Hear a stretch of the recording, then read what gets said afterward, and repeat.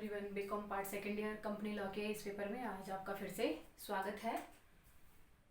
BCom part second company law में सीमा नियम और अंतर नियम में अंतर, distinguish between memorandum and articles आज का हमारा टॉपिक रहेगा। मेमोरेंडम क्या है, आर्टिकल क्या है, इसके बारे में हम बात कर चुके हैं।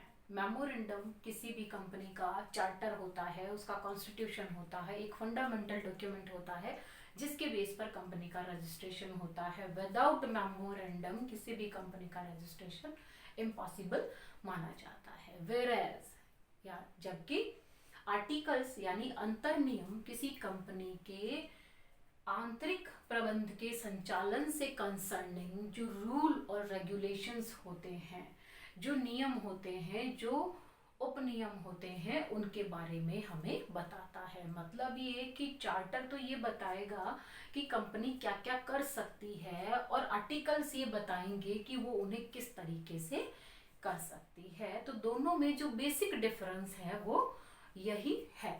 अब इसके अलावा और कौन कौन से अंतर या और कौन कौन से डिस्टिंग्विश या डिफरेंसेस इन दोनों में है, हम आज उसके बारे में बात करेंगे। परीक्षा की दृष्टि से, एग्जामिनेशन के पॉइंट ऑफ व्यू से बहुत इंपॉर्टेंट क्वेश्चन है। 8 मार्क्स में आपसे पूछा जा सकता है और 20 मार्क्स में यदि ये क्वेश्चन आता है तो इसके साथ में एक पार्ट और ऐड होकर के आपके सामने ये क्वेश्चन आ सकता है। तो उस हिसाब से बहुत ही इंपॉर्टेंट क्वेश्चन रहेगा। सीमा नियम और अंतर नियम, बेसिक जो डिफरेंस है उसके बारे में हम बात कर चुके हैं। अब हम डिटेल में इसके डिस्टिंग्विश के बारे में बात करेंगे। सबसे पहले डेफिनेशन, जो अंतर है दोनों के बीच में, वो डेफिनेशन से कंसर्निंग कि सीमा नियम यानी मेमोरेंडम किसी कंपनी के चार्टर हैं, जबकि जो अंतर नियम है वह किसी कंपनी के आंतरिक प्रबंध से कंसर्निंग, जो इंटरनल मैनेजमेंट है उससे कंसर्निंग जो रूल और रेगुलेशन होते हैं वो अंतर नियम में होते हैं। जबकि सीमा नियम किसी कंपनी का अधिकार पत्र माना जाता है, चार्टर माना जाता है, फंडामेंटल डॉक्यूमेंट माना जाता है। पॉइंट नंबर 2, उद्देश्य। सीमा नियम का उद्देश्य क्या है और अंतर नियम का उद्देश्य क्या है? सीमा नियम का उद्देश्य किसी कंपनी को बनाने के लिए तैयार किया गया उसका एक संविधान होता है, एक कॉन्स्टिट्यूशन होता है। बिना इसके किसी कंपनी का रजिस्ट्रेशन नहीं हो सकता है। इसी तरह से अंतर नियम इसलिए बनाए जाते हैं क्योंकि कंपनी का जो ऑपरेशन है, जो संचालन है, वो किस तरह से किया जाएगा, तो उसके लिए भी तो एक गाइडलाइन की जरूरत होती है। तो वो गाइडलाइन हमें कौन प्रोवाइड करता है? वो गाइडलाइन हमें आर्टिकल प्रोवाइड करते हैं। नेक्स्ट पॉइंट, इम्पोर्टेंस यानी महत्व की के पॉइंट ऑफ व्यू से जो दोनों में डिस्टिंग्विश है, वो सीमा नियम किसी कंपनी के लिए बहुत बहुत इम्पॉर्टेंट है। इसका मतलब ये भी नहीं है कि आर्टिकल्स इम्पॉर्टेंट नहीं होते हैं, लेकिन सीमा नियम ज्यादा इसलिए इम्पॉर्टेंट है क्योंकि बिना इसके कंपनी का रजिस्ट्रेशन नहीं होता है, इसलिए it is more important than articles. Next point, संबंधों की व्याख्या, डिफाइन रिलेशनशिप। संबंधों की व्याख्या, संबंध देखिए, जो मेमोरेंडम है और जो आर्टिकल है, मेमोरेंडम जो आउटसाइडर्स हैं उसको कंपनी के बारे में बताता है और कंपनी और जो आउटसाइडर्स हैं उनके बीच में जो रिलेशंस हैं उनको डिफाइन करता है, राइट। और जो आर्टिकल्स हैं वो कंपनी और जो उसके इंटरनल मैनेजमेंट से कंसर्निंग लोग हैं, यानी जो कंपनी के इंटरनल एनवायरनमेंट से कंसर्निंग लोग हैं, उसके जो एम्प्लॉयज हैं, उनके बीच में क्या रिलेशंस है, यानी कंपनी और उसके एम्प्लॉय के बीच का जो रिलेशन है उसको वो डिफाइन करते हैं। मतलब मेमोरेंडम का जो कंसर्न है वो सीधा सीधा आउटसाइडर से है और जो आपके आर्टिकल का जो कंसर्न है वो उसके इंटरनल एनवायरनमेंट से है। नेक्स्ट पॉइंट, प्रमुख एवं अधीनस्थ प्रलेख। प्रमुख का मतलब प्राइमरी या फंडामेंटल इसे हम कह सकते हैं, और सबऑर्डिनेट डॉक्यूमेंट। तो सीमा नियम किसी कंपनी का प्रमुख प्रलेख होता है, इंपॉर्टेंट प्रलेख होता है, फंडामेंटल डॉक्यूमेंट होता है, आधारभूत प्रलेख होता है। जबकि आर्टिकल्स उसका सबऑर्डिनेटेड डॉक्यूमेंट होता है क्योंकि ये मेमोरेंडम के बेस पर तैयार होता है और इसी को फॉलो करते हुए अपना काम करता है, इसलिए ये सबऑर्डिनेट डॉक्यूमेंट माना जाता है। नेक्स्ट पॉइंट, विषय सामग्री यानी सब्जेक्ट मैटर। तो सब्जेक्ट मैटर आर्टिकल्स में क्या है और मेमोरेंडम में क्या है। तो मेमोरेंडम में जो सब्जेक्ट मैटर है उसके बारे में मैंने आपको बताया भी है, एक पूरा क्वेश्चन मैंने आपको बताया है कि उसमें नेम क्लोज, कंपनी का नाम है, उद्देश्य यानी ऑब्जेक्ट है, दायित्व यानी लाइबिलिटी है, पूंजी यानी कैपिटल है, और अभिदाता यानी सब्सक्राइबर जो क्लोज हैं, और रजिस्टर्ड ऑफिस क्लोज है, आदि जो भी है वो इसके कंटेंट होते हैं मेमोरेंडम के।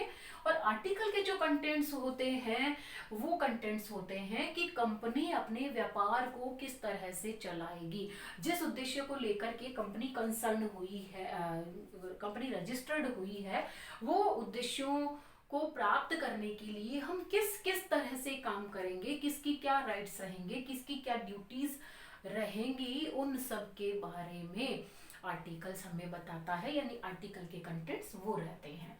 नेक्स्ट पॉइंट, आवश्यकता, रिक्वायरमेंट। सीमा नियम की रिक्वायरमेंट्स है ऑल टाइप्स ऑफ कंपनी, क्योंकि ये कॉन्स्टिट्यूशन है किसी कंपनी का, तो सब तरह की कंपनियों के लिए इसको बनाना जरूरी है।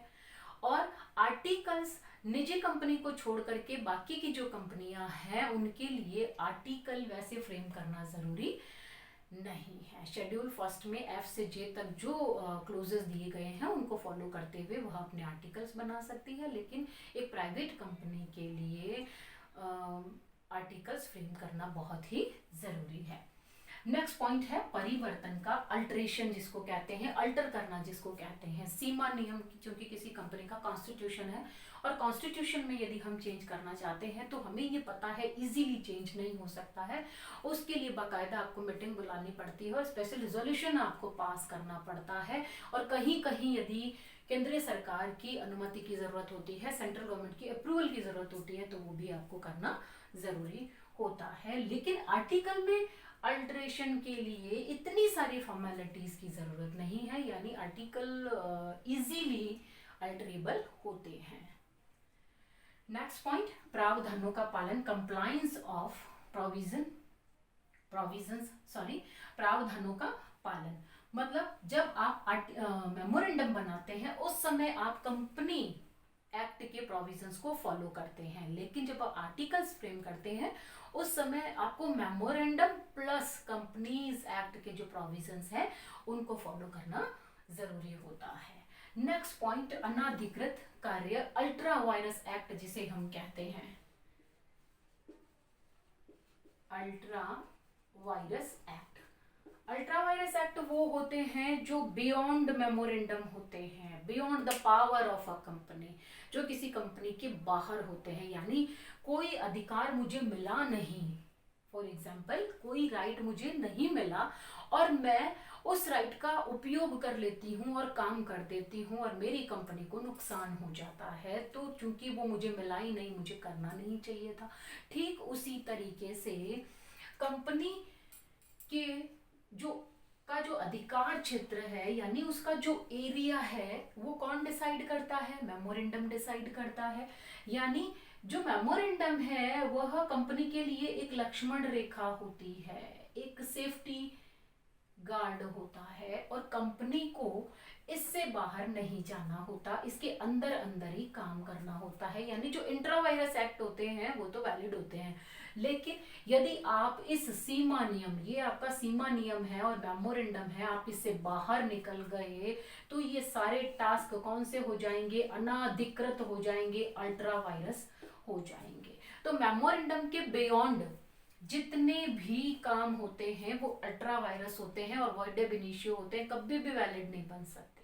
लेकिन कुछ काम ऐसे होते हैं जो आर्टिकल के तो बाहर होते हैं, जैसे ये आर्टिकल है, आर्टिकल के तो बाहर है लेकिन वो मेमोरेंडम के अंदर अंदर है। तो ऐसे सिचुएशन में ऐसे टास्क जो आर्टिकल के तो अंदर है लेकिन मेमोरेंडम के बाहर हैं, वे तो वॉइड होंगे।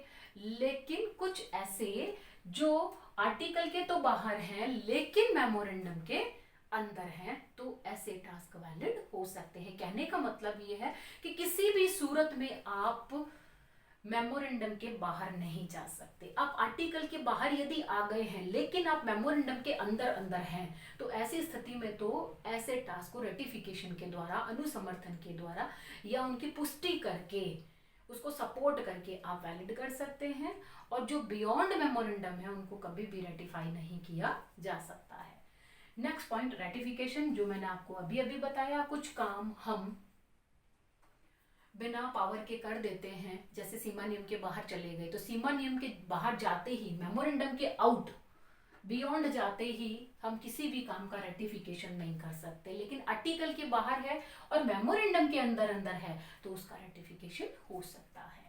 नेक्स्ट पॉइंट, संबंधों का आधार। संबंधों का आधार यानी सीमा नियम जो बाह्य पक्षकार हैं, जो आउटसाइडर्स हैं, उनके और कंपनी के संबंधों का आधार होता है, बेस होता है।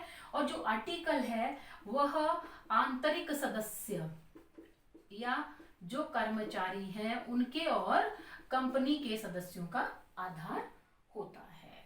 नेक्स्ट पॉइंट आता है आपके स्पष्टीकरण का, क्लेरिफिकेशन का।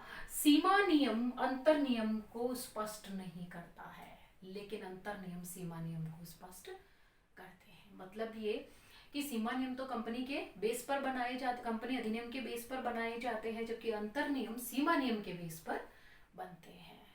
क्लियर?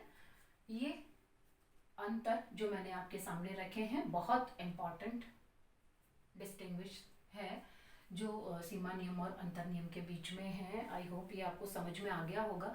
कहीं भी आपको दिक्कत है, कोई भी आपकी क्वेरी है, तो आप ग्रुप पे मुझसे पूछ सकते हैं। आज के लिए इतना ही। Thank you.